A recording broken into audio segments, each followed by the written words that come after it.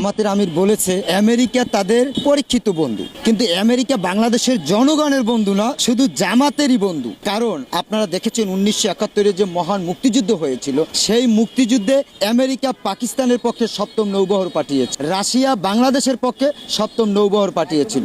সেখানে কিন্তু পাকিস্তান আমেরিকা তারা একটা ওতপ্রোত জড়িত, তারা হচ্ছে আমেরিকা পাকিস্তান একই সুতোয় গাঁথা। এই জামাত বাংলাদেশ স্বাধীন হোক এটা চায়নি, তারা পাকিস্তানের পক্ষে ছিল, সেজন্যই তারা বলে আমেরিকা তাদের পরীক্ষিত বন্ধু। এটা শুধু জামাতেরই বন্ধু, কিন্তু এই দেশের 18 কোটি মানুষের পরীক্ষিত বন্ধু নয়। কারণ এরা সবসময় মিথ্যাচার করে, এরা বাংলাদেশ কিভাবে ধ্বংস করা যায় সেই পায়তারাই তারা করে। কারণ তারা সেই 56 বছরের ইতিহাস, সেই কষ্ট এখনো ভুলতে পারে নাই, এজন্যই কিভাবে বাংলাদেশকে ধ্বংস করা যায় এই পায়তারা এখনো তারা করে যাচ্ছে। মেটিকুলার ডিজাইনের মাধ্যমে আমেরিকার গোলামি দাসত্ব এই বাংলাদেশে কায়েম করতে চায়। তার একটা নমুনা আপনাদেরকে দেখাই। এই স্বাধীন সার্বভৌমত্ব দেশ, এই